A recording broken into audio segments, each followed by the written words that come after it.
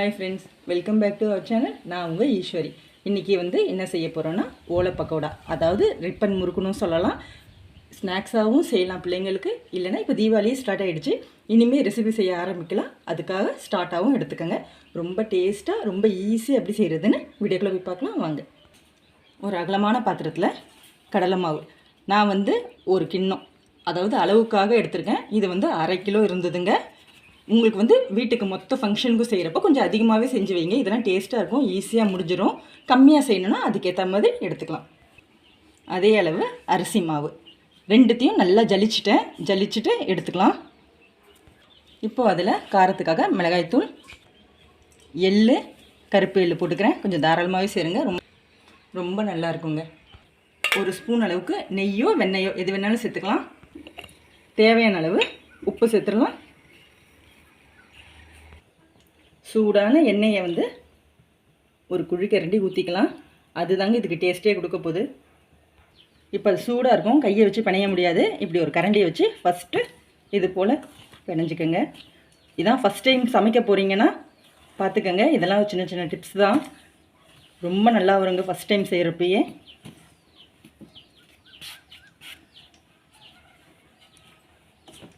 இப்படி கட்டி முட்டிக்கெல்லாம் இல்லாத போல் உடச்சி விட்டு உப்பு காரம் எல்லாத்தையும் எல்லா பக்கமும் படுறா போல் பிணைஞ்சி விட்டுட்டு தண்ணி சேர்க்கலாம்.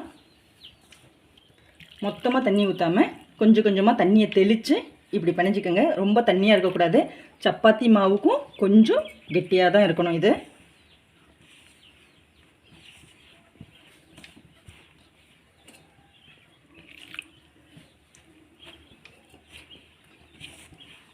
கடையில் வாங்கி சாப்பிட்றது எவ்வளோங்க வாங்கி சாப்பிட முடியும்? இதெல்லாம் ரொம்ப ஈஸிங்க, ரொம்ப சிம்பிளாக செய்யலாம், வீட்லேயே செய்யலாம். நம்ம செய்கிறப்போ இது சுத்தமாக செஞ்சோன்ற நம்பிக்கை நம்மளுக்கு இருக்கும். வெளியில் வாங்கினா அவங்க எந்த எண்ணெயில் செஞ்சாங்கன்னு நம்மளுக்கு தெரியாது. இந்த ஸ்டேஜில் நம்ம கொஞ்சம் பெருங்காயத்தூளை சேர்த்துப்போம். பெருங்காயத்தூள் கொஞ்சம் நிறையவே சேருங்க, ரொம்ப டேஸ்ட்டாக இருக்குங்க. இது ரொம்ப வாசனையாக நல்லாயிருக்கும்.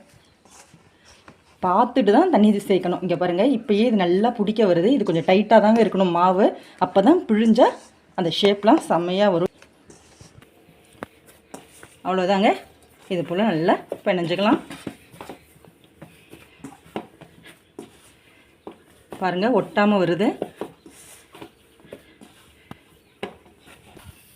நீங்கள் இதுக்கு பதில் கடலை மாவு, அரிசி மாவு கூட சேர்த்து பொட்டுக்கடலையும் பொடி பண்ணி கூட சேர்க்கலாங்க. அதுவும் சூப்பராக இருக்கும். இதுவே நல்லா தான் இருக்கும். இப்போது இதை அச்சில் சேர்க்க போகிறோம். அதுக்கேற்ற போல் பார்ட்ஸாக எடுத்துக்கலாம். முறுக்கு குழாயில் இந்த அச்சு போட்டுக்கலாம். போட்டுட்டு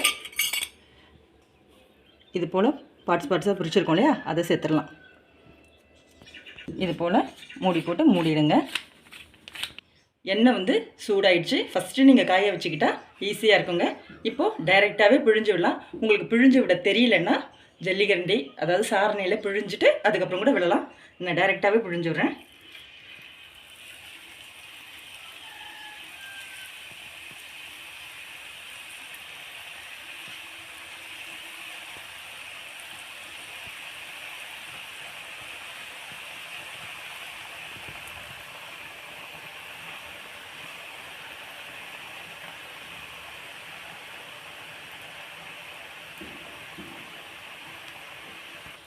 இப்போ அப்படியே திருப்பி போடலாம்.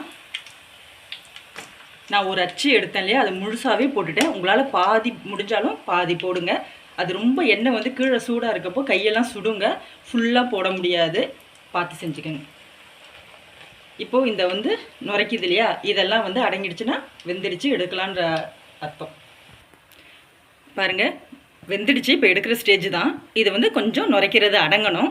இது நம்ம கொல்லையிலேயே கடலை போட்டு அந்த கடலையை ஆட்டினது ஃபஸ்ட்டு இது தாங்க செய்கிறேன். அதான் அதிகப்படி நுரைக்குது, இல்லைனாக்கா எண்ணெய் இவ்வளோ நுரைக்காது.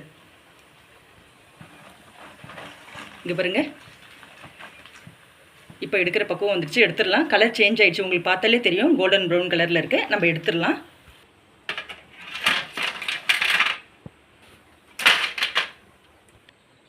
அடுத்த இது பிழிஞ்சு விடலாம்.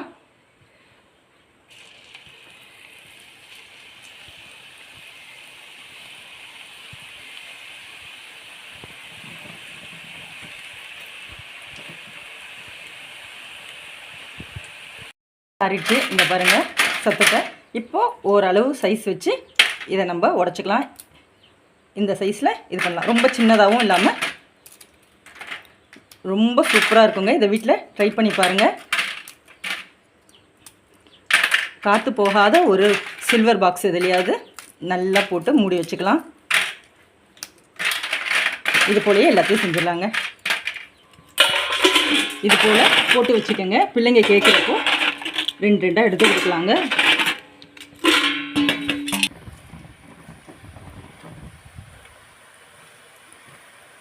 இது போல் அதுவே உடஞ்சி வந்தாலும் பிரச்சனை இல்லைங்க. ஒரு சைஸாக இருந்தால் பரவாயில்ல. ஏன்னா எப்படி நம்ம முறுக்கு பிழிஞ்சிட்டு எடுத்ததுக்கப்புறம் இது போல் ஒரு அளவு வச்சு நம்ம உடைக்க தான் போகிறோம். இப்போ வந்து என் பொண்ணு தான் இதை வந்து செய்கிறா. அவளே செய்கிறா பாருங்கள், ஃபஸ்ட் டைம் செய்கிறா. அதனால் யார் வேணாலும் செய்யலாங்க. இது ரொம்ப ஈஸி தான்.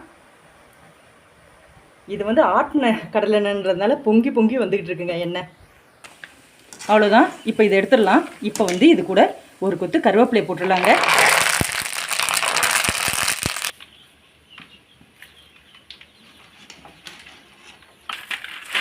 அவ்வளோதான் ஃப்ரெண்ட்ஸ், சூப்பராக இருக்கும். அவ்வளோதான். இதை ட்ரை பண்ணி பாருங்கள் உங்கள் வீட்டில். அவ்வளோ டேஸ்ட்டாக இருக்கும். குழந்தைங்க கண்டிப்பாக ரொம்ப பிடிச்சிருக்குன்னு சொல்லுவாங்க. நீங்கள் திரும்ப திரும்ப உங்கள் வீட்டில் இதை ட்ரை பண்ணுவீங்க. இது உங்களுக்கு பிடிச்சிருந்தா மறக்காமல் நம்ம சேனலை லைக் பண்ணுங்கள், ஷேர் பண்ணுங்கள், கமெண்ட் பண்ணுங்கள். மறக்காமல் நம்ம சேனலை சப்ஸ்கிரைப் பண்ணுங்கள். கண்டிப்பாக உங்களுக்கு பிடிக்குங்க. இது சேலஞ்சாகவே சொல்கிறோம். அவ்வளோ டேஸ்ட்டாக இருக்கும். சுத்தமாக செஞ்சோன்ற அளவுக்கு நமக்கு மனசு நிம்மதியாக இருக்கும். வெளியில் நம்ம வந்து பேக்கரியில் வாங்குகிறோம் இல்லையா, அதை விட டேஸ்ட்டாக கண்டிப்பாக இருக்கும். ட்ரை பண்ணி பாருங்கள். அவ்வளோ கிறிஸ்பியாக இருக்குங்க. பாய்.